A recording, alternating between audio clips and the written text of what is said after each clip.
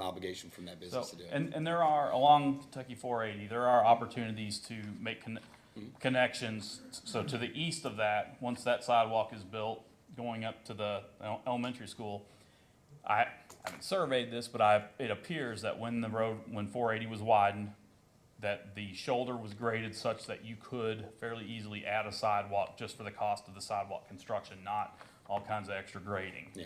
So that should be something that if that area isn't developed, that could still be connected with a small scale, local project. Yeah, yeah, and we're looking at that, but we do need assistance from the people that have their properties to make sure they have it on there. Because that connectivity from 65 to Valley View needs to happen from a walking standpoint. Yep. All right, well, Jim, appreciate it. Yeah, Oh. anybody, you got, Oh, well, there was another thing you wanted, so there were. oh, yes. I think there were some questions previously, or I'd heard concerns about how appropriate it was for me to speak with Yes. council members in that before before Let a me hearing. clarify this for you all. And my understanding is that it is completely above board for me to speak freely with any of the council members. Okay. If for any reason the applicant is involved, which we've done that in the past where it was really critical, I have to disclose that at the beginning of the meeting. But it is completely appropriate for me to discuss, I can't say how I'm going to vote because I don't know until I see all the testimony. But I am absolutely open to hearing your all's thoughts and, answering questions. What do you all think about this? What if he did an email thread? When he has that, he sends it to you guys, sends it to you six, and you look it over, and then you respond back to him individually. I mean, that way you guys can get your opinions out there, and then he has something he works from when he's going to represent the city. You guys good with that? I think it's helping. I think this whole thing with the sidewalk, I saw Brad's face when we first started, because it's non-negotiable. Yeah. But I think it's important that you have certain things that we'd like to see, and then there's things that you're gonna know professionally that will help this Well, group. and that's, so, from my private practice, there are times where I'm a transportation engineer, I've typically, get pulled in to help on the development side when a sidewalk or a roadway improvement is required. And so I see this all the time that, where developers have to put in a sidewalk along an existing road. Sometimes it's more complicated than others. It's not as simple as just throwing in a sidewalk in a lot of cases, but in this case, it's a no-brainer. There's already curb and gutter. It's minimal drainage work would be necessary, and it is for the scale of that project. It is not overly burdensome. No.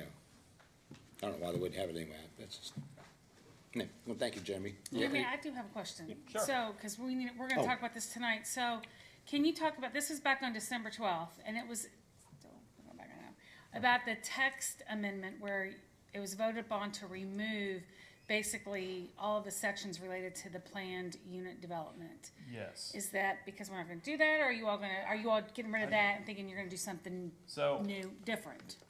and Similar but different? And this is where we've not had a case since I've been on that involved the PUD or the planned unit development.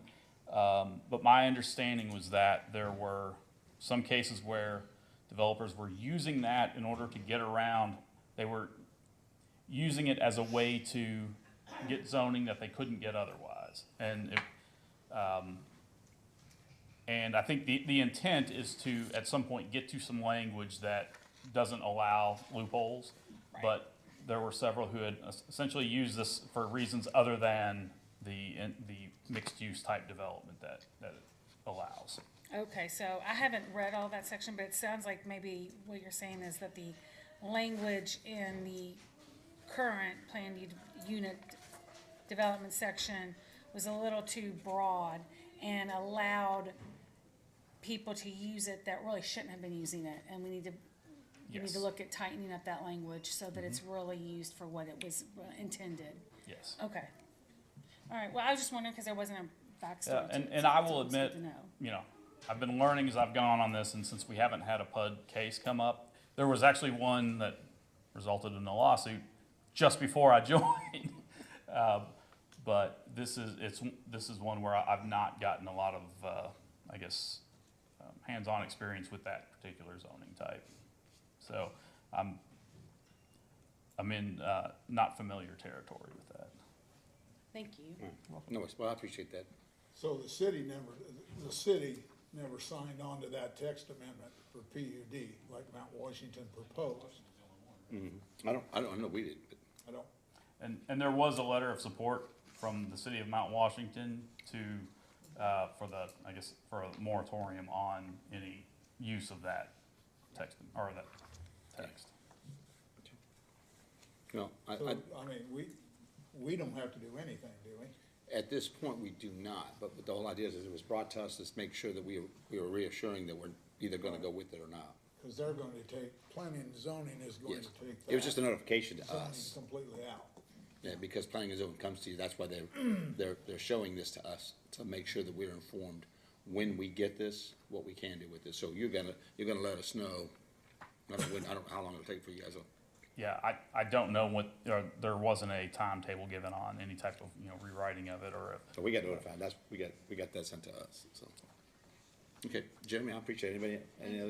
You're welcome. Thank you so much, I appreciate it. You can leave that on. Oh, and I know We're I'm gonna let taking up a Mr. lot of Matt time. Nash come up here. I did want to say, Yep. as a resident, like right downtown, or with, on a, low volume neighborhood street, it was pretty surprising to see a clear, at least one pass through with the snowplow like that day. It's really impressive. I'm just happy with the work that was done, and I We think- appreciate that. Yeah. Everybody did great. We heard a lot of great things. Yep. Thank you so much, Jeremy. Thank you, Jeremy. I'd like to introduce Matt Nash. I'm not sure how many of these folks you know, but you want to introduce yourself and Couple. talk a little bit about what you do?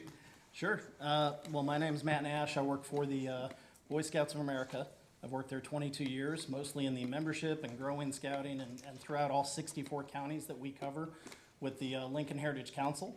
We're centered here in Louisville, and we have one of our scout camps right here in Bullitt County. It's Camp Crooked Creek, just right next to Bernheim Forest, Knob Beautiful State place. Forest.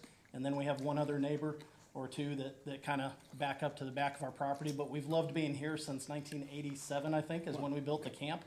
And loved being here. That was part of an expansion for our council as we've grown, had more kids join the program. We used to have a camp in Louisville called Camp Covered Bridge that just we outgrew as a property and as an ability to offer more kids the chance to go to camp. So that's why we built Camp Crooked Creek out here.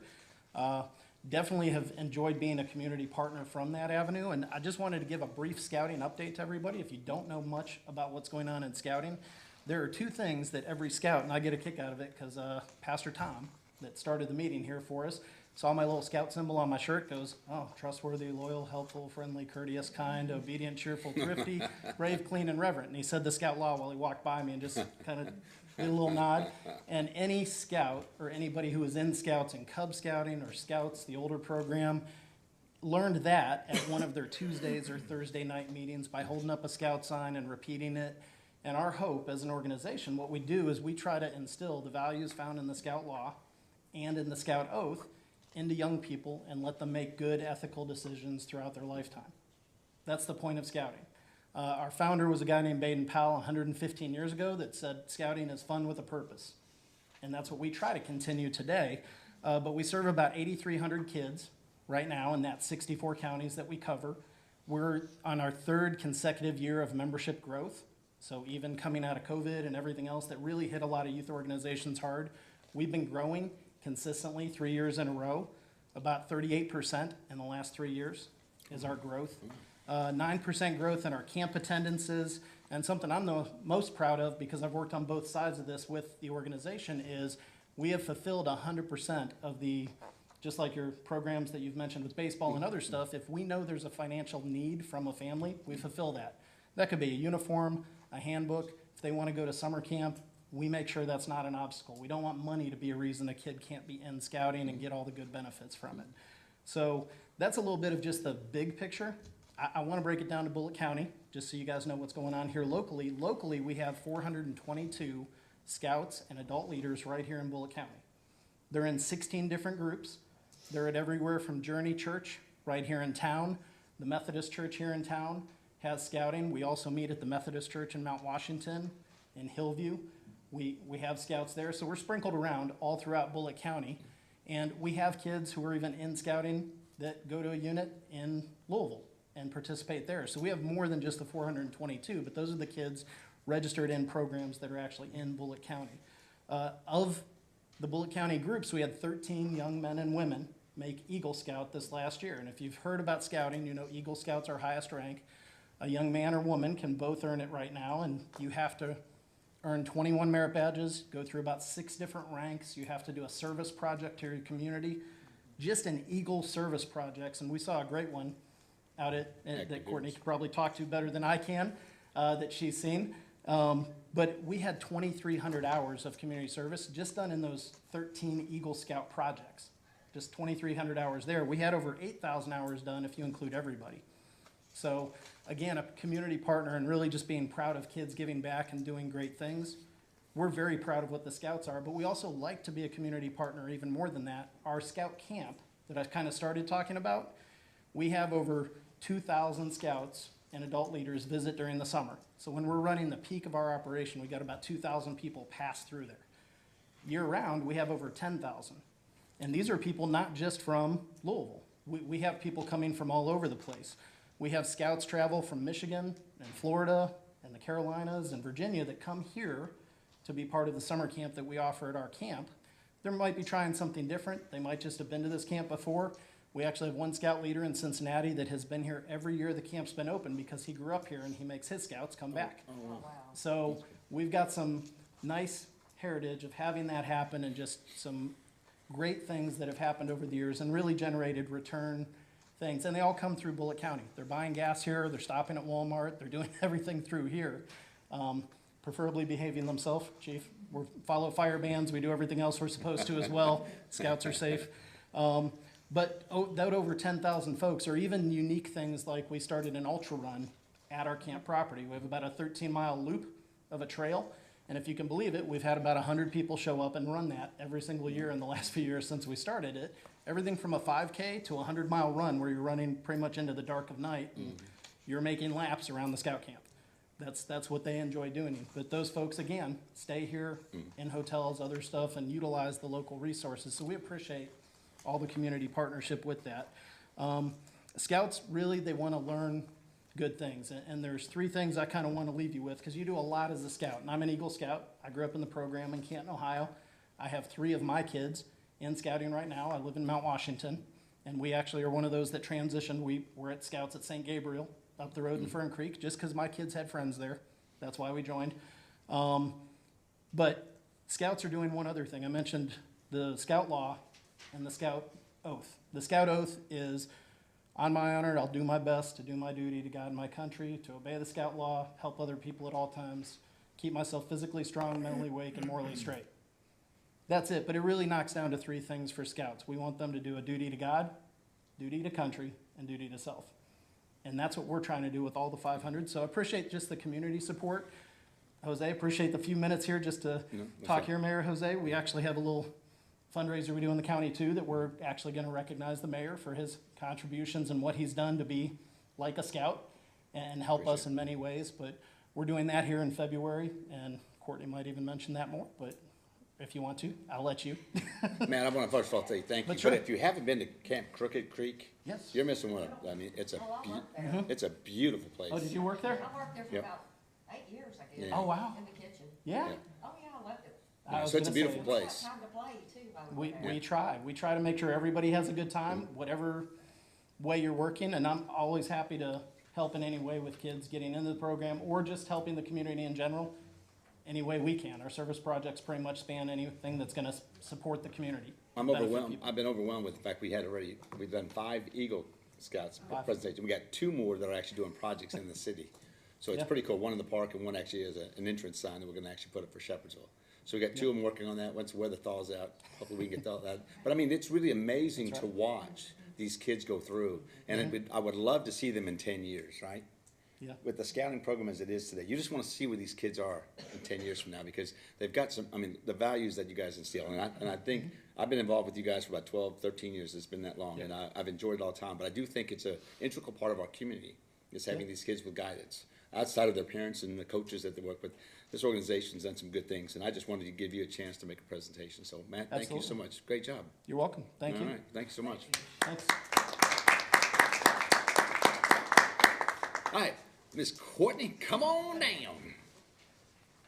Another year of updates and getting things going. Well, just on a personal note for the Scouts and Matt and what everybody's doing, yes, we are honoring our community and our mayor on February 6th at 6 p.m. But my middle child, Jameson, is very shy. He is just supportive and loved just as all the other kids in our family. He just didn't thrive in a sport. He didn't find himself naturally making friends.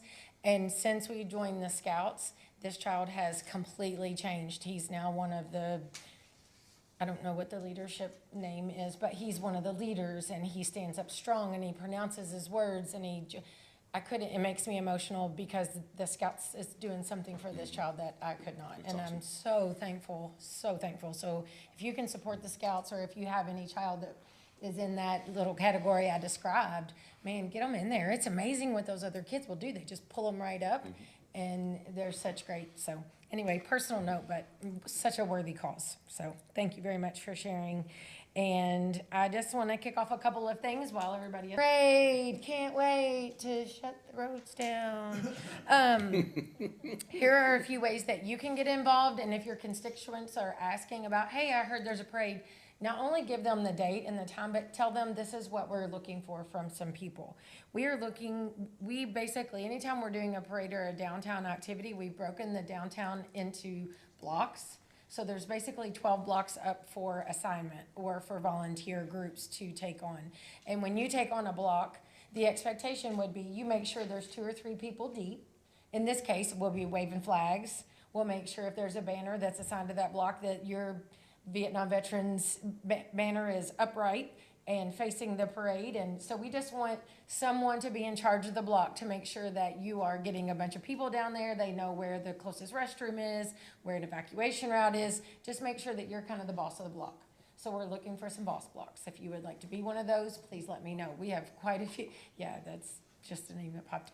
But we have quite a few from the businesses, Downtown Journey. There's multiple people who will own theirs, but there's also some people that are like, yeah, I can do some, but if there could be 2, that would really be helpful. So if you're interested in that, maybe something a little less of a commitment, if you know a Vietnam veteran, please send them our way. We are just looking for a service photo, their years of service, and the branch in which they served. We would love to honor them. If they want to participate in the parade, they get a banner on both sides of the vehicle. There'll be a 6-foot banner that they will see as they drive down Buckman. So they're really, really going to be loved and honored. And then something else we're looking for are vehicles and folks to drive vehicles. We're looking for Broncos. We're looking for Jeeps. We're looking for trucks. So if you know someone who could volunteer to drive in the parade, our goal is 50. And I feel really good that we're going to hit that number. So there'll probably be 52 to 54 vehicles, 1 or 2 in the front, 1 or 2 in the back. And then we should have quite a few veterans being honored in the middle. And then the last way you can donate some flags. If someone can't be a part of the parade and they don't, donate some flags. You can get them on Amazon. They are super cheap. And we are just looking, I'm just kind of buying them up in my garage. And so that way we want to make sure, my goal is, when you are turning right on CVS off of 44 and you are a Vietnam veteran and you didn't get what you deserved, when you turn that corner, I want it to take their breath. I want them to see nothing but flags and kids and banners and love and support from our community. Any way you can help, volunteering, sending a name, volunteering somebody to drive, or just buying a couple dollars worth of flags, it's going to be a really big deal. And then the parade starts at 3. It ends up at the American Legion, where the auxiliary of the American Legion, Post 157, is doing a great dinner. And it's going to be kind of a VIP party where we're learning as much as we can about our veterans and making sure they just feel like they are the bells of the ball. So any questions on the Vietnam Veterans Day parade and dinner following? Yes. Yes. So who do they contact about the photo and all that? They Vicky? can send it to me or Vicky, either Okay. one. We have a shared list. I know a couple. Yes, Yeah. perfect. It is 0 cost. Okay. And a huge shout out to the Bullitt County Library because they are providing the banners for the cars. So we're getting sponsors for the large banners, the 6-foot ones, but the smaller 3-foot ones that are going on both sides of the vehicles, the library's printing all of those for us. So that's a big, big deal. Any other questions? It's gonna be a fantastic event. Oh, awesome, please do. Absolutely. Thank you, That's Bonnie. That's fantastic. awesome. That is Yes. fantastic. Okay, so then we will move to a couple of things to keep in mind. Like I had mentioned before, I'm really trying to get more connected with the Kentucky Association of Economic Development, just making sure if there's seminars and webinars, there's a whole week dedicated to small business development, just kind of knowing the ins and outs and people getting together and sharing. So that's the week right after Derby, the May 4th through the 10th. And then May 10th, we hope to do some kind of a seminar, webinar, a boot camp type.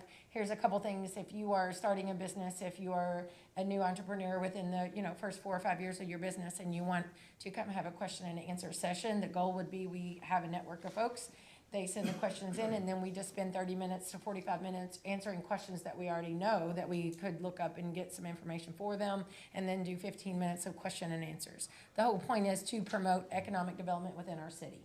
We don't want a barrier to be, well, I didn't know how to get the accounting started. I didn't know how to apply for my EIN. I didn't know what to do about creating an LLC. Those are questions we can ask. Peyton Griffey is amazing. He's a local resource.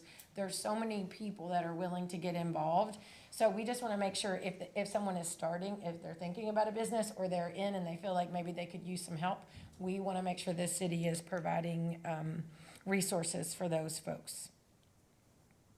And then the Kentuckiana Works update, just to let you know, we have, I sent a schedule out to anybody who's interested in learning more about Kentuckiana Works and what we're trying to accomplish in those 7 counties, let me know. But I will tell you the 2 things that are coming up that would affect us here in the city of Shepherdsville. The transportation, trying to make sure that we understand what the transportation needs are to and from the jobs we have here, and also those folks who are wanting to travel into town, and we just want to make sure that we are matching transportation with the wants and the needs of the folks looking for the positions that are open. And then certainly so important are the academies. The Jefferson County school system, they're working really hard in focusing on those academies. And we just want to make sure in our city that we are letting them know, here are the jobs that are constantly open. So please make sure you're matching your academies, you're matching your skill set, your trade school pieces with the jobs that we have available to make sure that we are keeping those jobs filled. Obviously, we want those people to be in Bullitt County, but that's just not realistic that they're all going to be filled with Bullitt County folks. So we want to make sure that the folks making the decisions for the curriculums in those academies match with the jobs that are open here in the city. And that is basically what I have. All right. Anybody have any questions? Everybody good? All right. I have a Thanks. question. Yeah. So the transportation, is that gonna be, cause I thought about like, possibly having a transit authority at some point. Right, well, that's, I think that is it is in its infancy, but Michael Grayton has a true, he really has a spot for making sure folks who are looking for transportation to get back and forth to work, and whatever that means, if it's a van in the meantime until we graduate to having an actual route. But that whole thing right now is in such disarray. It's a tough gig, but I think as long as you keep talking about it and you keep it on the forefront, keeping it involved in the conversation, then it's not gonna go away. Yeah, it's what we talked about 6 months ago. The biggest piece on that public transportation is they need workers and they need to get there. And the biggest thing we do, if we could just start out small. Exactly. Like 3 points in the city that you can get to, will get you from there to the work and take you back there. So that's how we're gonna start this. It seems like we're getting some response, but our biggest thing is that just getting time to meet with these, industrial park. And so that's kind of our piece, because they're the ones that are gonna have to pitch in to help us with that. Yes. That may be one of our public-private investments. But we gotta look at that piece, because we're finding out, if you look at our community, those folks could take those jobs if they just had a chance to get there. Absolutely. And that's the piece that we're missing. So we're gonna continue to work on that. But I think we've been talking about that. We've had other things that we've moved and shifted on in the different events we put on. But once we get through. That's why we can't bend on the sidewalks over in. Oh, No, it's- there's no- Exactly, back to it the side. feeds right Because into people need it. to walk, and you can Yes. walk up, you could walk in 15 minutes. If Exactly. there are certain areas, you can get there, right? So Yep. if you look at everything on 61 and that It's area so there, true. you It could is walk, a because perfect you have places to partnership with walk. that. Yeah. Absolutely We need have, it. to get our bus, if we want a bus route, we have to get the sidewalks. And that's, less cars on the road too, so that improves traffic. It's a win-win, for everybody. yes. Yeah. Thank you, Anything Ms. else? Courtney. Thank you. All right. Thanks. All right, we're switching it obviously around here a little bit, but I wanna go ahead and, we have no old business. And Ms. Catherine's gonna have our reading on the municipal order. I'm sorry? Oh, I'm sorry, I forgot Sam. Sorry, Sam. Oh, you know what it is? Oh, you know what, hey, you know what it is? Oh. There you are, Sam. Thanks. Yeah, we don't wanna talk to you, Sam, that's right. That's okay. All right, well, come on, Sam. So Thank you, Courtney, thank you, Matt. first and foremost, I just want to say welcome back, and I hope you all had a lovely holiday season. You should have gotten an email today that I sent out with a newsletter, and if you didn't, I made a hard copy for you. So I just want to run through this really, really quickly. I'm going to try and keep this short and sweet. So we've got the Frank E. Simon side of the park is going to be closing in the coming days. It's going to be closed to the public. It's going to be an active construction zone. So it's going to be closed from that entrance all the way down to the ball fields. So we've got the storm line going in. That's the phase 1 of the park project. Phase 2 will commence in the early spring. That includes construction of the splash pad and the water management system. Then on the First Street side, we have the pickleball court and the basketball half court. Those are nearly completed. They'll be done hopefully in the early springtime. They'll be open for the public. Then we've got the skate park. The tentative construction date is March the 10th. And we are hoping that that will be complete and open by late spring. Then, of course, we have the ongoing construction of the aquatic center. It's been pretty exciting to see the progress coming along. Internally, we've been reviewing the proposals for the third-party management groups, and we are going to be scheduling interviews with the 3 different companies, hopefully in the coming weeks, possibly in the next month or so. We're also planning to hold a public meeting to provide local businesses and community leaders with information on potential sponsorship opportunities. We're looking for June, so I will send out an email on that to all of you. Again, welcome back. I think this is going to be an awesome year. I want you to do me a favor, please get a hold of Tom tomorrow, and let's see if we get signs put on 44 West, that lets everybody know the First Street's closed. Frankie Simon side's closed. Sure. Yeah, we need to make sure that at least priming people that they're gonna know that they can't go in that way. The gate's gonna be closed, and except for the public works, they're gonna have access to get in and out of there. Do you want to throw it up on the website too? We do need that, and just get with Amber, and you guys will communicate that. Just when you get kind of a tentative date from Scott and Arthur, let's make that the date, and then everybody knows, and obviously, well, both chiefs know that there's no reason to go in that side, but just for all the officers to know as well. The one thing that she was mentioning in June, what we're gonna do is, kind of a corny name, Shepherdsville Splash, till we come up with maybe a better name, is the only name we come up with. But the idea is we wanna actually introduce everybody to where we're at with the aquatic center. We want you all to know what's gonna happen, and then we're gonna have Hager in, we're gonna have Sam talk a little bit about it. They're gonna talk about that piece, and then at the very end of it, we're gonna have our own separate piece that's gonna talk about the foundation, how we're gonna help, and other organizations that are gonna help fund the kids get to the pool. Because that's a big part of this. When we live in a community, not every family can afford it. If you have 3 or 4 kids, how can they afford going into something that's built in their backyard? So we're gonna continue to look at that. We're gonna look at ways that we actually disperse those passes through the different folks that are actually in the schools. That's how we're gonna disperse that, as well as some of them we might do on our own. But most of it's gonna center around the schools and the Frisbee programs, and they know the kids. They know which kids would need that more. But to try to reward them for something they've done in the classroom, whether it's just, all A's and B's, or they make it, and they make the school every day, or they did some good citizenship. But we wanna have things to incentivize these kids, that we appreciate them doing that. Now, here's a 10 visit pass that you can go to the aquatic center. So a lot of cool stuff that's gonna be coming up, because right now, the construction piece, in about March, you're gonna see a skeleton framework of the thing, and then we're pretty excited, because we're supposed to get the steel in February. Somewhere mid to late February, all the steel's gonna come in to start the construction on that part. So, Sam, I appreciate it. I do like this. The newsletter's kinda nice to get you guys up on some stuff. I think that's really key, and I appreciate all that you've been doing. You're very welcome. My intention is seasonal, so hopefully March, April, you'll see another one come out. All right. Where will these be When published? did you anticipate the closing of Frank Social Simon? media. I was actually told it was last week. I'm assuming with the snow that kind of threw a wrench in it, Yeah. but I think it's gonna be sometime this week. I'll get a date for you Okay. tomorrow. Thank you. Thank you. Do, sorry, do you know, you probably don't know, but how big is that drainage pipe gonna be? 96. 96 inches?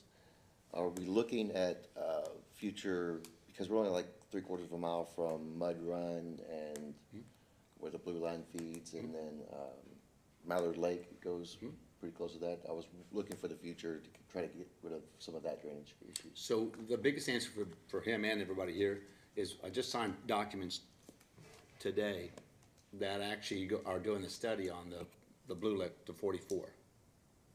Okay, Is that so, where they're drilling holes? yes, Okay. they're doing the soil test, they're doing their, Okay. yeah. Well, And another that- question along those lines too, I guess that's why the sewer department's looking for that truck? Are they gonna be That's doing- correct, Doing pipe? that's correct. Okay, so the public works is gonna be doing that? So some of it's public work, but most of the work is gonna center around getting that drainage in there, because that drainage is obviously affecting the sewer.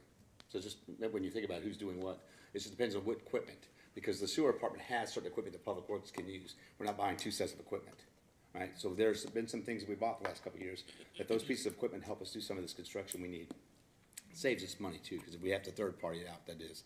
But for you, the biggest thing that we've been talking about is our flooding.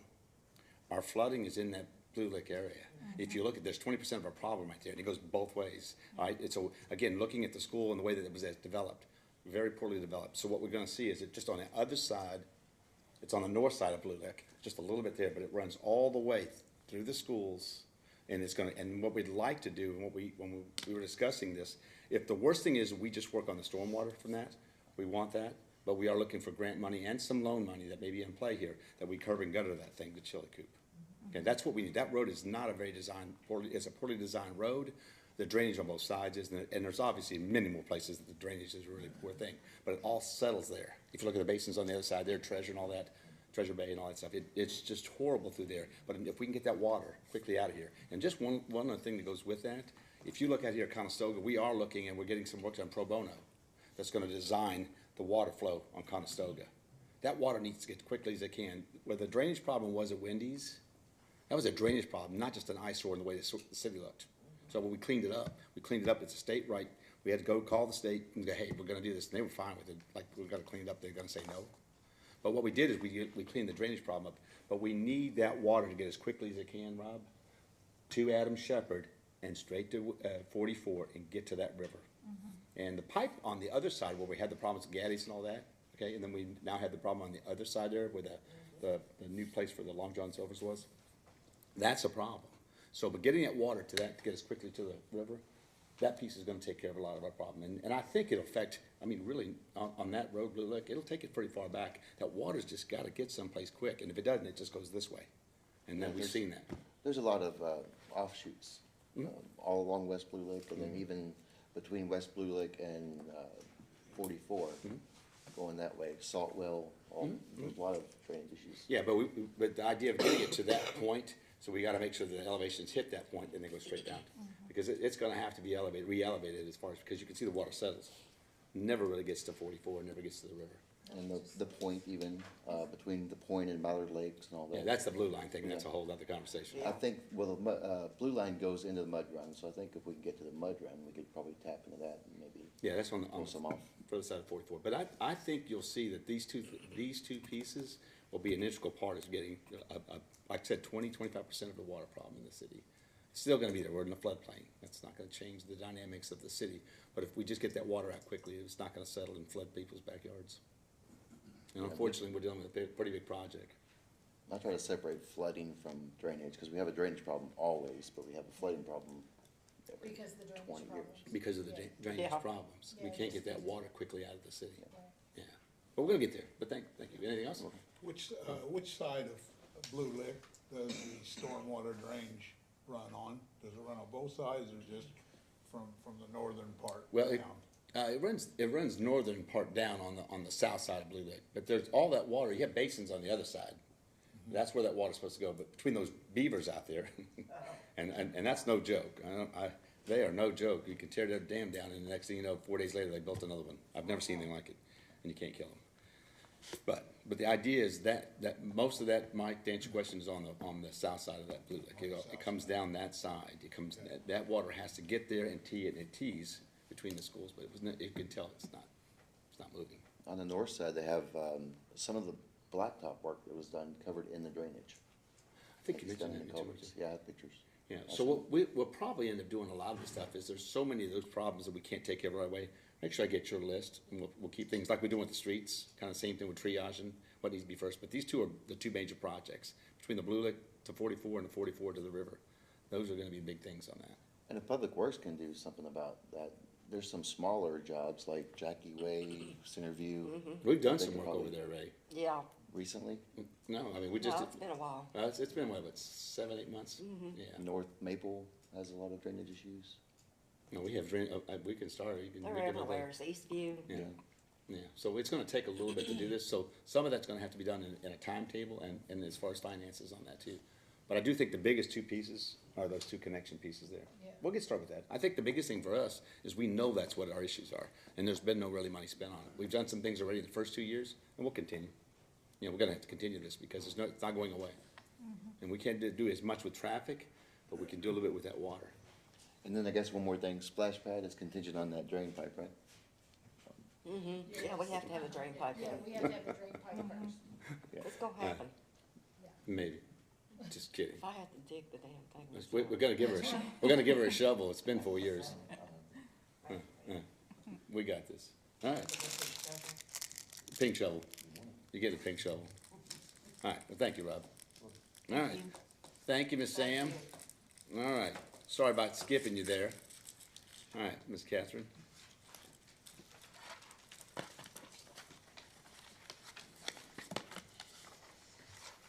Okay. Municipal order number 25-001, City of Shepherdsville.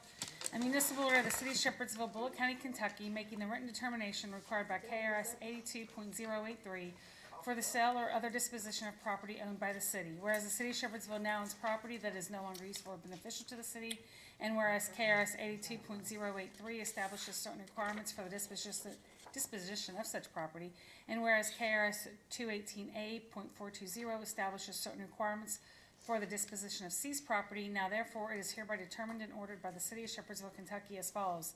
Section 1, written determinations pursuant to the requirements of KRS 82.083 for the sale or other disposition of property owned by the city is hereby determined that the property described herein is no longer needed or beneficial to the city and shall be disposed of as set forth in KRS 82.0834D and KRS 218A.4208A. Section 2, description of property. The subject property to be disposed of is the following: 2007 Chevrolet Cobalt VIN 1G1 A P as in Paul 18 P as in Paul 077345515. Section 3, intended use of property at time of acquisition. The property was seized by the Shepherdsville Police Department in accordance with KRS 218A.420 and forfeited to the Shepherdsville Police Department pursuant to an agreed order entered on March 11, 2022 in Bullitt Circuit Court, case number 21 CR 00218. Section 4, reasons why it is in the public interest to dispose of the property. Due to mileage, age of vehicle, and wear and tear, the police department no longer has use for this vehicle. Section 5, method of disposition. Pursuant to KRS 82.0834D, the property will be sold by electronic auction on www.govdeals.com following publication of the auction in accordance with KRS 424.130, Section 1B. Section 6, compensation received. Pursuant to KRS 218A.4208A, the compensation received from the sale of property shall be transferred to the Shepherdsville Police Department's State Asset Fund account. Section 7, the provisions of this municipal order are hereby declared severable, and if any section, clause, line, paragraph, or part of this municipal order shall for any reason be declared invalid or unconstitutional, the same shall not affect the validity of the remainder of this municipal order. Section 8, all prior municipal orders or parts of any prior municipal order in conflict herewith are hereby repealed. Section 9, this municipal order shall be in full force and effect upon adoption on this 13th day of January 2025.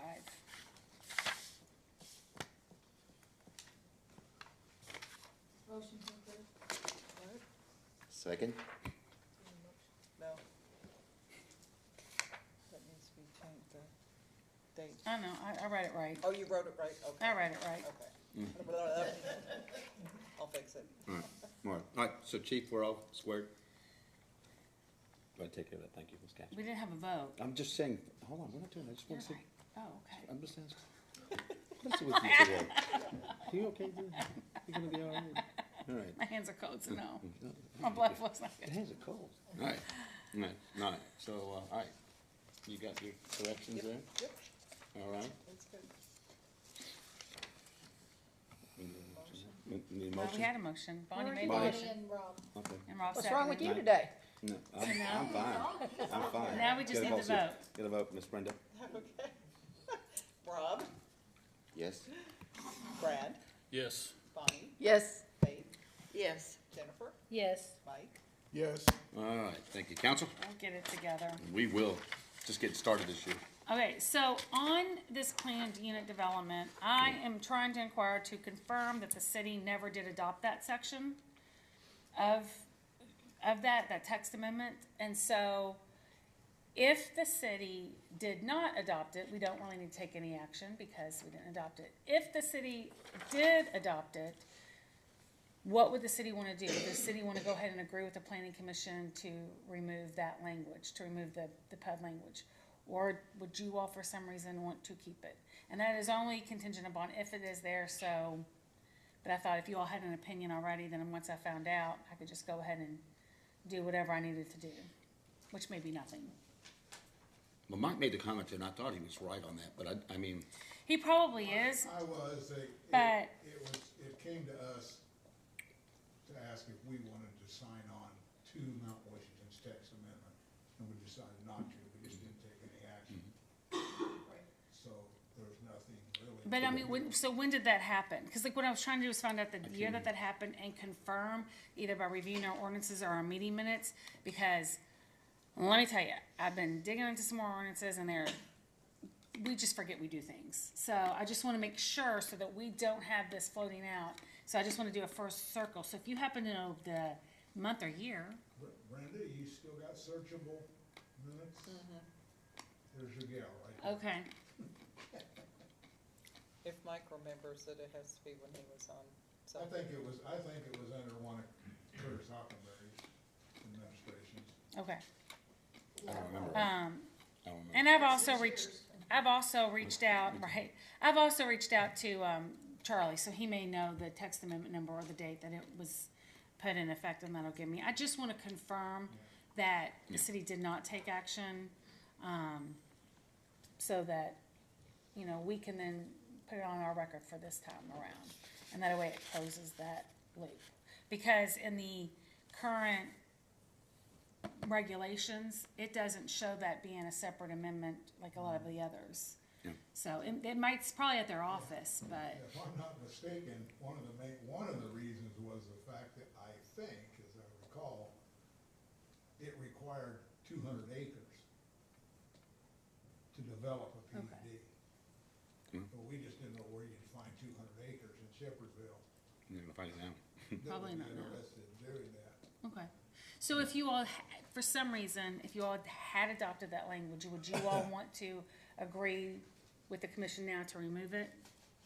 And that way I don't have to circle back. If I find we did adopt that language, I don't have to circle back to you guys on this question, unless you all don't know the answer, which is, like, if you all don't know. You know, I mean, it sounds like we probably didn't. I'm just trying to cover all my bases now while we're at an open meeting. According to the article in the paper, I think they said historically there was another PUD that was already on the books before that one was adopted, so, For the county? yeah. If I read correctly, it sounded like they adopted that one and then they went back and there was another one already on the books somewhere.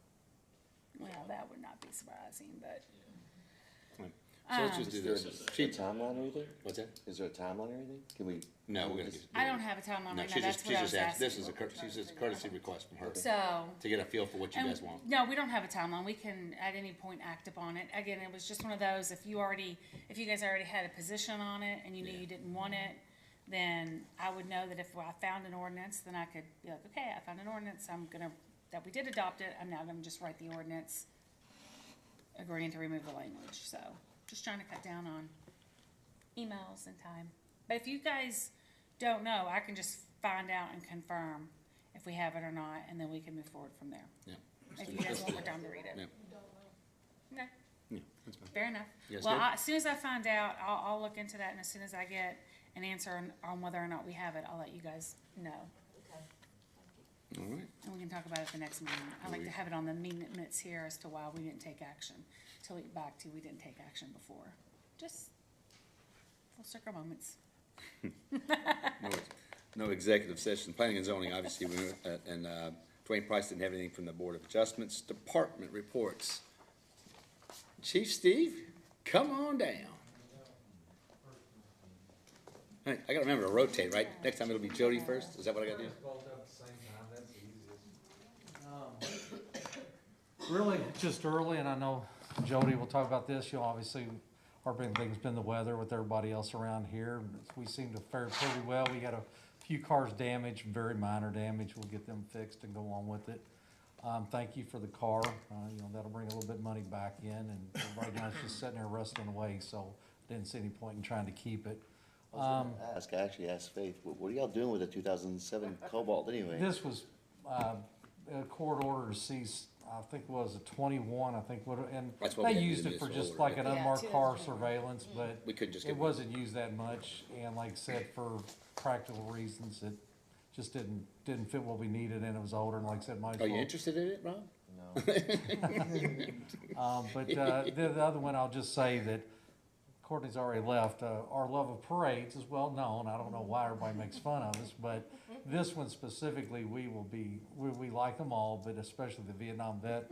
We're 110% behind this and look forward to it.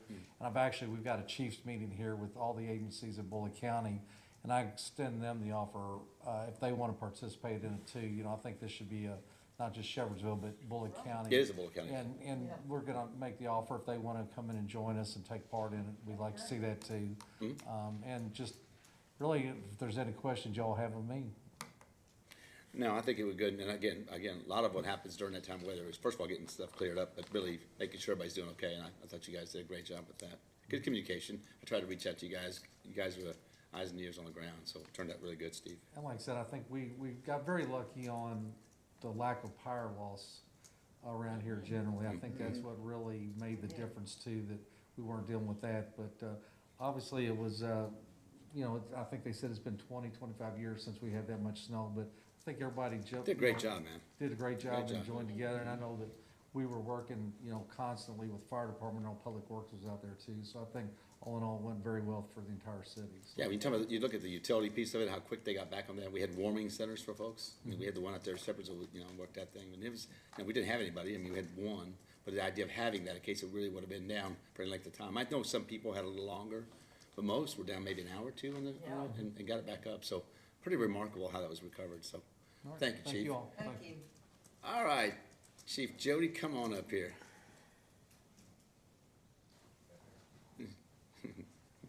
No taunting on the way back there, Chief. No. You heard that? How's everybody doing? Good. We're just, like Chief said, recovering from the weather. But the biggest thing we got our new apparatus in. It's over in the bay if anybody would like to come over and see it. The goal for us is to, obviously we have specialized training coming in from Pierce Manufacturing. They'll be here first week of February. A really soft goal for us is to get that online first week of February or March. So a lot of training, you'll see it in and around the city next couple of weeks. You can't miss it, I promise. And we'll have a ceremony. We'll let you all know when it goes online. That's us. Questions for me? It's a pretty remarkable piece of equipment. Yeah, Mayor got a nice little. Yeah, it was really cool. The bucket obviously was cool in that, but the fact that you could turn that vehicle to the side of it and actually have water rescue with it, that was pretty cool with the ladder. Cool stuff. Yes, sir. So pretty good stuff. I think it's real important. As I was talking to some of your folks, 21st century for us is we got to make sure we always remind ourselves that 65 is sitting out there. And it's not only to make sure that we respond well and take care of things, but it also is to respond quickly. Because every time our interstate goes down, it crushes our city. And so with the equipment that they have now, plus the things they do, it's important we get things done and move on. I know there's obviously, if there's fatality, it's different. But for most everything that happens out there, if we can quickly get those things recovered and get back to what normal is on traffic, we try to do that. But it's really a pretty remarkable piece of equipment. So I know Lane worked a lot on that and getting it, and you put it for us across the finish line. So we appreciate that, sir. Yes, sir. Thank you, Chief. Appreciate Thank all you your all. communication during it. Yeah, thank you. I know Tom isn't here now, but we talked a lot about some stuff. We probably talked a lot almost daily. during this last week, sometimes 2 and 3 times, but they really recovered well and did some nice things. It was nice to hear they were talking about some side roads. I think Jeremy was talking about the road he lives on. I thought it was nice to see that.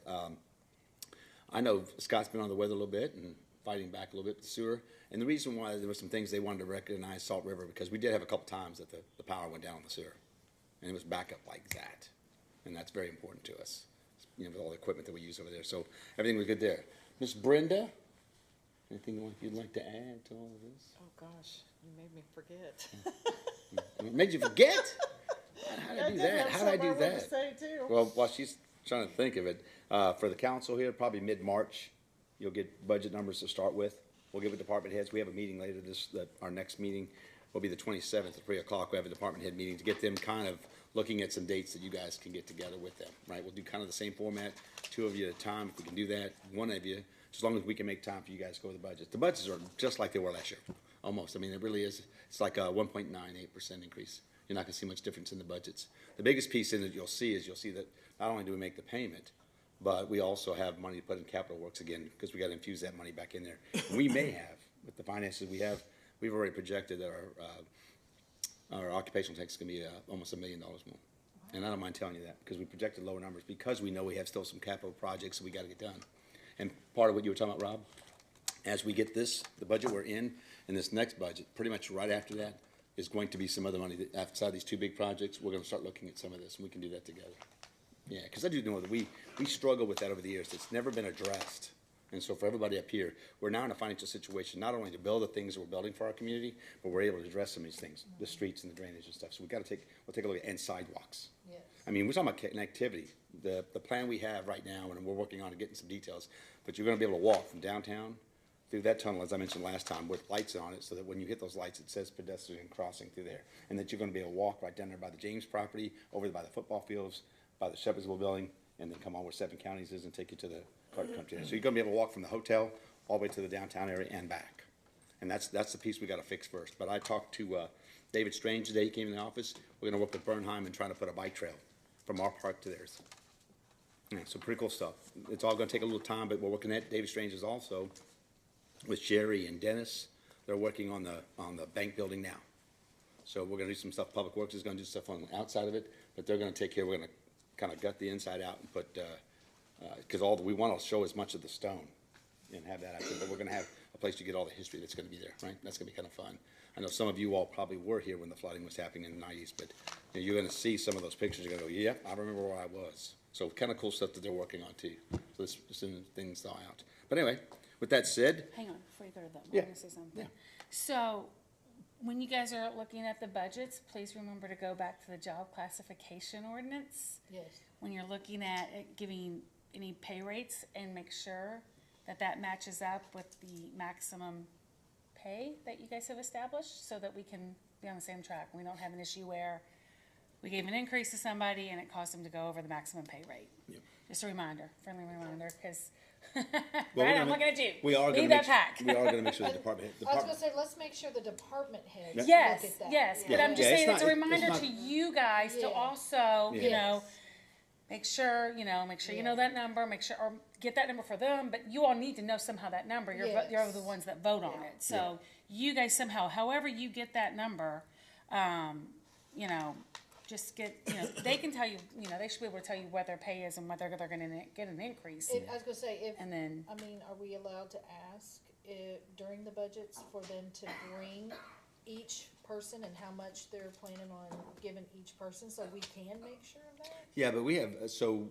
I know with the police department specifically, their collective bargaining, when did we start on that, Steve? Do you? I know the FOP's already got their group together. They asked actually for like So- 1 or 2 more meetings, and then they would want me to. Yeah, it's gonna be close to that time, so we should have, Yeah. we'll have them bring all their pay rates and stuff like that when we do the budgets. The biggest piece for me is that what I do for them is that I give them a number for their department, and they work from that number. Right. So however they want to spend that money within that, that's what you guys look over.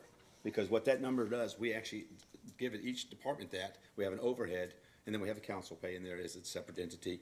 And then we have our projects, and that's the key, because obviously the cost of the aquatic center and the property acquisitions, they use most of that money, the 30 million. So we've got, between our ARPA money and 2 million, we're able to get the playground area and the amphitheater area done. So the other 4 million that we need in this next budget, which we will have, I'll show you that. But you'll see that because we'll have the money to complete the amphitheater and the town square, and then we'll be complete after 2 years. Our goal is that no later than spring of '27, everything in these projects will be done. And then we filter in the connectivity piece as far as the sidewalks, and we keep looking at drainage in the streets that we want to see fixed. Yeah. And that's why I said, just, that's, getting me that information as you see it, gives us a chance to put it into those numbers. And we may have, we're still gonna have map money, and we always have road money. And again, our biggest piece is to look at some of these subdivisions that haven't had a lot of attention, and then obviously the industrial park. We haven't touched it. It's been done obviously by a third party with Jay Rice and his group. But it's really our city, our streets, and there's been some serious work that needs to be done back there. Because a lot of money comes from that. Do we still have the interagency agreement with the county to We do? Yeah. Okay. So what we do is Interlocal we give them, yeah, we have, so they have the, like, on streets, like they have the big, the wide one, the 2-lane one, that they can use to do the paving. We just give them materials, and they'll do that part of it. So we work that deal, just like we did. All we pay for is material. That's right. Mhm. Yeah, because they have some, and there's no sense in buying that equipment for both entities. We just make that work. And just like we did what we did the aquatic center, the Stout property, they took that one building down in the back. I mean, took it down like that to the ground. They just got all the materials and didn't cost us anything. Right. So again, that's a great partnership. Those are good things for us. That just, again, anytime we can save money. All right. But however you all do that, I just want a friendly Yes. reminder, because That's we fine. had that little Yeah. hiccup, Yeah. and, you know, so yeah, I mean, the department heads can help you guys, but at the end of the day, you guys are the ones that vote, so you guys have to know those numbers however you all get them. Right. Whether it's Yeah. all from them, whether you do some of your own research with the ordinance, whatever, that's that. The other thing I just wanna talk about, because I did not know this, and so I'm just gonna assume, that nobody else would know it either, cause why would you normally? But on some of the sewer and drainage, part of why we've sort of stopped doing some things is because we were in the process of trying to get grants and loans, very low interest loans, which we are getting. But to get some of that money, like when I was talking to Justin from KIPTA, he was explaining the process. Like they ended up, KIPTA or whomever, brought their own people out and did like a study. Because it's just, you can't look at it and go, oh yeah, we see water that's not draining. Like they want to see the flow rate, where it's exactly draining from and to, and all of that stuff. And that takes some time. So some of this stuff is, we might know we have an issue, and we might be, instead of spending our own money, trying to get outside entities that can either give us grants or a low interest loan. And that allows us to keep our money free and allows us to not raise taxes on the citizens. So, and it's a process, unfortunately. And then when you get the grant and the loan, that's a whole nother process that takes some time. So nothing moves really fast in government, but it's important. I mean, that's huge. I mean, for this huge project that we're getting ready to do, I think we're getting what, like 20, how much money are we getting from Justin on this one? That's we're gonna get Total. about 16, but the project's over 20. Yeah, so we're getting 16 million in either part of that's grants or, you know, this very low interest loan. And so, and having a good credit score, which means having money in the bank, is important to get some of that. So again, we don't want to use all of our funds, you know, because then we can't get the grants and loans that we need, and we're pushing our budget at an edge where we might have to raise taxes. So I just thought that was an interesting process to understand, is that when we're asking for these loans or these grants, those outside entities might want to bring in their own people and do some research. And fortunately, Arthur and Scott have a good relationship, and Jose's creating a good relationship with those people. So having that relationship and that connection They've been great for us. They really have. is important. One So thing- that was just my little, I just wanted to let people know that, because I don't know how you would normally know that unless you've been involved, I mean, and dealt with it and talked to those people. Like, that is not something that people would just normally know, but I think it's important to understand that process. And so that's why some things have been slower. We've stopped, we're like, oh yeah, we're gonna spend our money, and then it's like, whoa, you're about to get this grant, let's hold off, and so we do, and now we've got it. So anyway, that was just my spill, sorry. No, it's okay. And no, it's a good point, because again, there are some things that we do behind the scenes that you guys won't know about it, because people are asking like, why did that get done? Well, again, it takes time. One thing that she just reminded me of, we borrowed 30 million, we put 4 million into capital projects this year and 4 million next year without raising a penny in taxes. So I want you to keep that in mind when we talk about the way the revenue comes into the city and how we manage that. And I appreciate the time that you guys have spent on budgets. Make sure that you guys know I do appreciate that, because again, when we get done with this, this is why we're getting this done, because we have the revenue to do it, and we've got a vision to get it taken care of. So thank you. All right. Council, Mr. Mike, we're gonna start at that end and work our way down. So what do you got? Well, I don't have very much tonight. It was a light agenda. I know, I'm glad to see a lot of this coming together. The snow, thank goodness that we didn't have the power outages that we had, thought we might have. Some areas were affected, but, primarily not much of Shepherdsville that I'm aware of. So, but there's always, I don't know, I personally had a little bit of concern about the warming shelters going from the number we had down to one and then closing at certain times.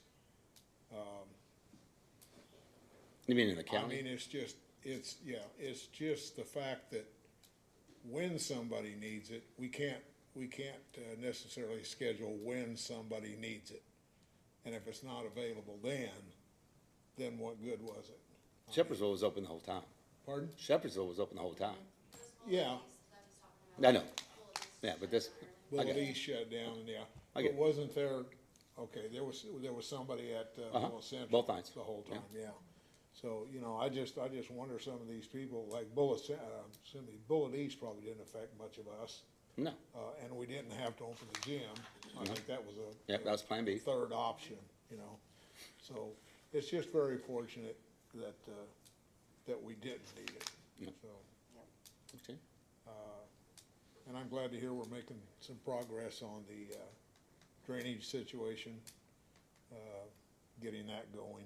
And the drainage and the storm, and is the sewer part of that? Is this all stormwater drainage, or is the sewer? Sewer has a lot of, between the equipment and the actual, because of the impact what it does to the sewer department is why they're involved in this piece. That's why their partnership with the city Yeah. on this, on the development of that piece, just so you all know that. And they did a good job. They really saved the city a lot of money. Sewers probably saved us over $1 million in some of that construction. Yeah. That's all I got. All right, Mike. Be looking forward to seeing everybody Wednesday. All right, yep. We got the KLC conference. Miss Faith, what you got? Only thing I have is I want to say thank you to Public Works, all first responders, and actually I think everybody in the community, the county, the state, everybody worked together. I went out and looked around a little bit, and people were real friendly, and so, well, except at Kroger, but you know, beside that. But anyways, thank you all very much, and all the employees that worked hard through that. All right, thank you, Faith. Mr. Rob, the new guy. New guy, first meeting in the books, so that went well. Thank you all for voting me in, Shepherdsville, and I look forward to serving you the best I can. Rob, welcome aboard, buddy. We're glad to have you. All right. Yep. Miss Jennifer. I just want to thank, of course, the linemen from LG&E, LG&E and Salt River. Because, yes, my parents did lose power for a while. no. So, yes, I'm very grateful to Salt River linemen. My first responders, I want to thank them. And the road crews. I live on a county road, or a state road, so whoever cleaned my road, it was beautiful. Except I couldn't get out of my driveway because it goes uphill. And I want to thank all the volunteers who did do the warming shelters. Even if there was no one there, I want to thank them for making that available. And anybody who had to work. I am one of those people who had to go to work because we are essential. So anybody who had Kroger employees and Walmart employees, all of them. I want to thank anybody who had to. Thank you, Miss Jennifer. Mr. Brad? Yeah, concerning the aquatic center, so the window to accept RFPs has closed on that, correct? All right, No, but how many did we get? Originally it was 80, but it was actually spread out to different parts of the, so it was like some did the whole thing and somebody would do like maybe the brick or do the electrical, or maybe the plumbing. No, I'm talking like the operation. Of Oh. You're talking about. Oh, I'm sorry. the You're talking RFPs about, so the for RFP. the so actual operation. Yeah, so what they did is that they got three, and I'll get all that. We're still waiting right now. We're actually answering some other questions, but there's three nationally that run this. One's is out of Virginia, Ohio, and I think one's, I can't remember what the other one is, but these are the three that actually are bidding for it. they've got their RFP, but the deadline stopped, we actually extended it 2 more weeks. Just to make sure, but who actually is handling that for us right now is, Councilman Hensaker. I think they are part of the designing of our pool, but they're working with Luck and Farley, and then obviously with Hagerman, but they actually handle it, they're out of their office out of Detroit.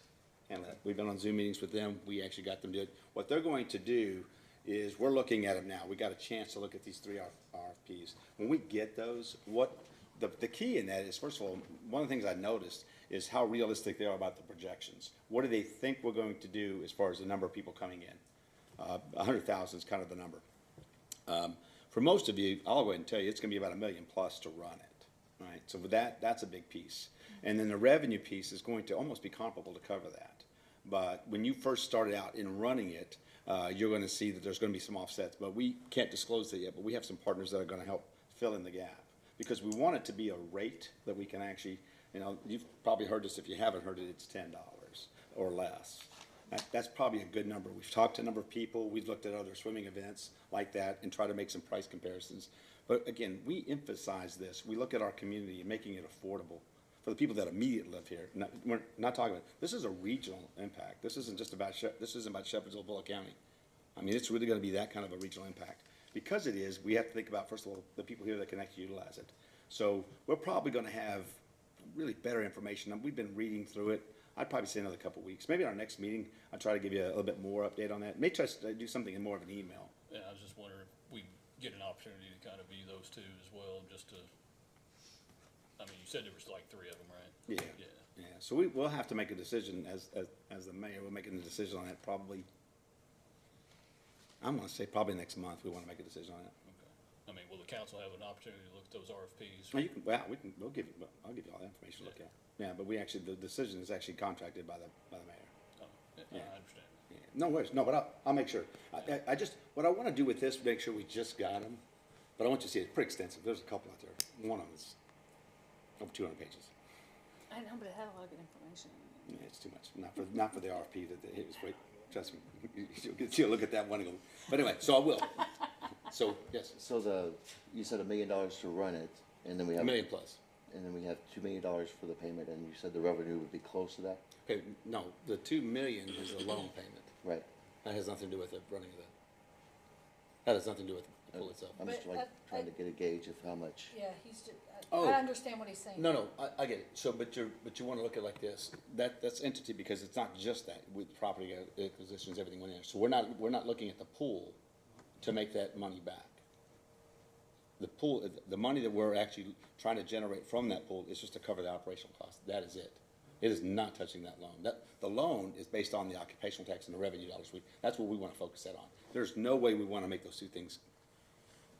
Well- They don't, because they don't. What can you charge? What do you think you're gonna charge? Well, I mean, no, like, I think what he's I'm saying missing the is, point. so it's $200 for the loan payment, and now Two we've million. got, or 2 million, sorry, for the loan payment, $1 million to run it. So are we looking at, are we saying, yes, we will make $1 million a year to cover that? Oh, yes. To run that? Yeah, Okay. it'll be somewhere in between 3/4. Yeah, if you think about $10, you look at 100. If you look at 100,000 people, $10, that's $1 million It can fit 100,000 people? over a year. I mean, that's a lot of, I mean, are you gonna try to sell That's- 100,000, It's like things? no, it's not just that. It's the pickleball. It's got you got other event. Tournaments. Yeah, you got other things over there. You'll Yeah, have- pretty packed place. No, but really, all kidding aside, no. it No, really- I mean, no. cause there is a limit of people who can be in it, right? Yeah, but you're looking at probably in one time, it's probably 200, 300 people that, because have you can have 300 300 people a day. Yeah. Oh, You- yeah. Yeah, you're gonna, what you'll see is the traffic should be solid enough for us there. I apologize, I thought you were trying, I know what you meant. So the $1 million, let's say it's $1.5 million. If we're looking to cover that, we're looking at what money we need to get to operational. So Jennifer, to answer both of you guys and you, if what we're going to do in the budget, in the first year, the 26, 27 budget, okay, we're actually gonna put an operational line and put money in there. Whether we use it or not, we'd rather put it in there though, right? Let's say we're gonna be shortfall of $250,000. We'll put it there so that we have the money to cover our cost. But our goal is, we're not even talking about sponsors. You should see the stuff they sponsor inside these places. And we don't even have somebody that has the naming rights. We got somebody that's actually gonna commit a substantial amount of money already, plus the revenue we make from this, we're pretty solid shape. You know, when we get closer to nuts and bolts of the exact number, because that's what we're toying with now. Who's got the real number of what it's gonna cost to run it? So it's gonna be 1.2, 1.5. Who knows? So if we use that as our operation, and then it's gonna be $750,000 to $1 million of revenue taken in, right? So then that becomes the gap. And where's that gap being? What takes care of that gap? Well, part of it's sponsorships, and we've got half of that covered already. So this is information that hasn't been given out yet, but I'm just giving you some surface things. But once we get really close to it, we'll probably do some nuts and bolts, and this may be something that needs to be until the public knows more about who's gonna be the sponsors and things like that. That's the things we're working on now. But I feel pretty comfortable. I mean, looking at what's gonna come in, the 100,000 is a pretty good number. Well, I mean, I was just thinking, I meant 3 million. Are we looking to make 3 million No. so that we can pull that money into the No. payment as well? No. No. Yeah, So this- his goal when he took out I said that- 1 million, No, I meant his 3. his I got idea you. was when he took out that loan and he knew that it was going to be paid by we'd have to pay that loan $2 million. That our property, or not property, but our occupational taxes, our revenue, what we bring in, we would have enough to pay that loan, regardless of what the aquatic center or anything else did. That out of that, and we could still do everything else we needed to do. The only thing we're looking for we're looking for the aquatic center to do is if it's gonna cost $1 million, we'd like it to break even and make $1 million. It's not a profit center. All we're looking is to So break does even. that make sense? And that's because honestly, to be honest, to get that loan, that's what they were looking at. They weren't looking at, to get that payback, they weren't looking at, oh, you're gonna build this aquatic center and that's what's gonna pay us back. They were like, no. Do your taxes and your revenue now, or is it gonna be able to pay that loan back? And that's what they based it on as well too, because, right, like what happens if the aquatic center didn't get built for some reason? Because it wasn't conditioned on building the aquatic center. So that's what they were looking at. Does that make sense? Like as to like the money and what's expected to pay it back? I'm just making sure. Yeah. Because it's a little, I know it's, you almost do, you think, well, if it's 3 million, let's make the pool make 3 million. And what we could do, part of the budget process, I'll put something together to give you kind of, because again, we're not finalizing it yet to where get stuff to you, Brad. It's a great question, only because I know you guys would need to kind of know where that process is going, because it's going to be part of our budget, right? It's going to be part of, we know that we're going to have a third party running it, because we're not going to run it. Right. Yeah, and we don't want to run it. We really want professional people to run it. Well, and for the purposes of just community knowledge, it's, it would be good for us as a legislative body to know. Absolutely. What are the parameters of the operation, of the management part of it, because that's not something we're gonna handle day to day. No, and we're probably, like I said, another 30, maybe, I won't say 60, 30 days, we should have a pretty good idea of what we're gonna do, because we gotta start interviewing these people. They're gonna fly in and come talk to us about running this. So once we get to where we know we've got the person, it's like, that'll be a good time to really give you the breakdown of like the traffic counts and what it's gonna cost us to do it. Yep. But we feel pretty good, yeah. Just, Litchfield, don't they self-manage theirs? Oh, they may, I don't know. It's not quite the facility we have. No, it's not quite as big, but, from my understanding, their revenue pretty much pays for almost the bond. Okay, what was the bond? There's like What was the bond? I don't remember, It's not the size bonds.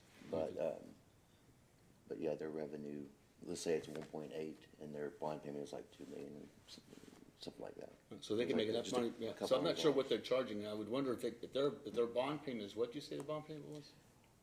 I don't remember exactly, but there was like a $200,000 difference.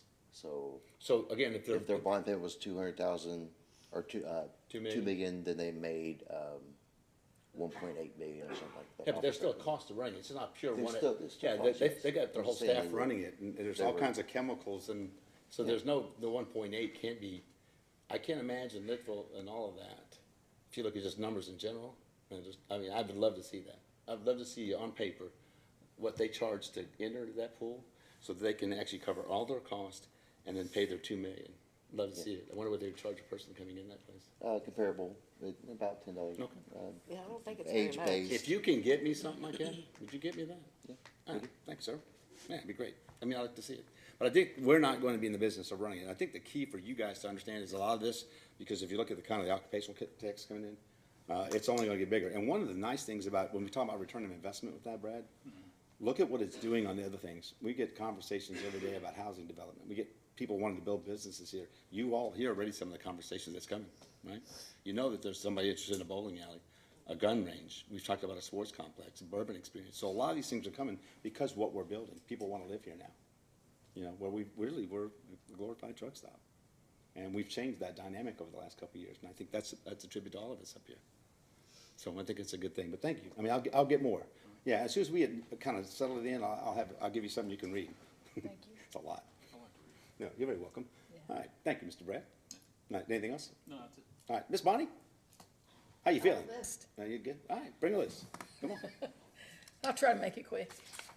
Okay, first of all, everybody else, thank you to Public Works, Police, Fire, linemen. I do want to say publicly, for people who are watching, no, we can't come and clean your mailboxes out. I've had so many complaints about their mailboxes being buried. It's not possible for our guys to do that. The state's not doing it. Louisville doesn't do it. We can't do it. It's enough just to manage to even clean the roads. Those guys put in long, hard hours to clean the roads. I did get a lot of compliments on top of all the complaints, though, about how well they did. And so I very much appreciate that. For Alpha Ministries that's doing the drug rehab program, they're having house cleaning days to get their place ready on the 17th and the 18th. On the 17th, it's from 2 to 7 p.m. On the 18th, it's 8 a.m. to 1 p.m., which is a Saturday. They also need donations. They need TVs, kitchen table, living room furniture, podcast equipment, music instruments, art supplies. If anybody has anything that they could donate to help with that. But those 2 dates is for cleanup. We're gonna go in, vacuum and mop and dust and clean the walls, try to bring in stuff to hang on the walls to make it look good, make them feel like they're at home. If you have anything like that to donate to, just get with Alpha Ministries, or if you need the number, to reach somebody, I can get you that. Also, I guess for Sam and the mayor, our all-inclusive park, the playground, we had talked about that coming this spring, but it's not mentioned with this, so I wanted to ask. Well, the biggest piece on that right now is just that stormwater, and then just starting on they're just starting the grade. I would say if you want to guess when it's actually gonna be done, probably by the end of the year. The playground and all that'll be set up, probably late fall, early winter. We should have all that section done with the splash pad, gaga ball court, basketball court, and then there's gonna be a pickleball court on that side too. And then you'll have, depending on the construction piece, that filtration building, as we've been calling it, ARPA building, I would say probably it should be done about the same time. So I would say, we just didn't want to put a date on. We knew we had the construction, the stormwater line that we wanted to make sure was in there, and then we started working on the grading of the land out there. Okay. Yeah, I All right. apologize. We could do more there. All right, next thing I have is, which would be nice maybe this summer if we could do it, and get with our jailer. We've done, the city's done this before, and we've gotten inmates to help, and we've gone down and cleaned out the river down there alongside the park, when the water's low in the summer. And if we're gonna be bringing all these people to the park, we might wanna get all that junk out of the river again. We had a really good cleanup years ago, went really well. Do you want to reach out to Brian and talk to him? Yeah, I can talk to Okay. Brian. Yeah, just let us know when you get some dates and stuff like that, Bonnie. Okay. So we can get something out to the public to get everybody to help out. And the last thing is, I hit a pothole on the way in here. You were right Conestoga. behind me. Oh, I think you missed it. I did, I swerved. Well, Do you know how big I had that- crash warning go off in my car. That's how bad that pothole is. Yeah, Yeah. it's big. That just happened, It didn't just, Yeah. I mean, it happened last 2 days, I but don't the care next if 2 they days. just fill it with gravel. Well, I did, That was I bad. saw it, I talked to Tom today, but yeah, the next 2 days are single digits, so there's obviously no co-patch. Well, if we on it, could but, drop gravel in it, it would be nice, because I'll reach out to Tom, yeah, I saw it. that was a hard hit. Especially at night. Yeah, it was, Driving that at by night. the time I saw it, it was too late. I looked up my mirror and saw the Yeah, vehicle I'll reach behind out me, to- missed it, then saw when she came in the parking lot, it was her, and I'm like, well, she got lucky. No, well, I'll reach out to Tom in the morning, no worries, we'll get him to fill that in there. And, that's it. All right, well, thank you, Miss Bonnie. Listen, thank you all, we're getting just started. Next 2 years, a lot of construction stuff, and we will try, Bonnie, I'll give you some, I think that's kind of the goal. If you look at skate park was the early part of the year, and then you go into the obviously into the back playground, the Frankie Simon side. That's gonna be a big part of it getting done, and I think probably you're looking at the spring for the amphitheater of 2026, and then the summer for the, and the town square is gonna be a moving piece because of the utility piece, we've talked about that. but we're gonna try to get the veterans piece done, and then we're working, like I said, we just started the conversation, well, we've been talking about it, but we're gonna start again with Public Works and clean up around the bank building and start working on the, a little bit of that, but we're hoping from the bank building to First Street, that we'll have that piece done, and then we're going to, over the next, as soon as the weather breaks, we're gonna break up all that concrete there at the Williams property and just turn it into just grass for right now, so we can use it, right? Because Yeah. we don't know how long it's gonna take them to give us our signal lights with the, you know, the black arms and all that's, you know, they got a custom make the thing, I think we mentioned like 8 to 9 months. So Yeah. there's gonna be some time on that corner, but if we can get part of that town square done, we can use it for different events, we're gonna try to do that. Yeah, so, got a lot coming up, the next year and a half is gonna be extremely busy with some really fun things, along with the community stuff that we're doing. And, you know, anytime you guys want things, we'll make sure we reach out to you, just shoot us a note if we haven't said something, cause there's a lot of moving pieces. A lot of things now are really in motion, and thank you all, for you two here, I know that Courtney and, Jeremy left already, but thank you all. If we don't have anything else. Motion to adjourn. Whoa, I think that was Rob. I think Rob got it. You're the second. Yeah, the I- second got okay, stolen. on the video. Hold on, I think Rob got it first. I'm not, Then I second. all right. So we got Rob with the first, and then we got Mike with the second. I thought I was gonna like you. Bonnie, Yes. All Brad, right. Yes. Jennifer, Yes. Faith, Yes. Mike. Yes. Hey, Jennifer, just to give you, I just did, Rob, it's a simple first, and I thing, just give you, I took, skipped 100,000, and I did it by 300 days. That gets you, that means, that's how many people have. just thinking of the outside, because the outside can't be open year round. No, but it's gonna be open, that's 3 months, but the indoor, so you gotta take a look at, so you're gonna have probably, you may have 100 people a day. For the pickleball, the pickleball is 100 people a day. So we are allowing free swim inside every day. No, not free swim, we're gonna do some instruction, you gotta pay for both of them. No, she doesn't mean that.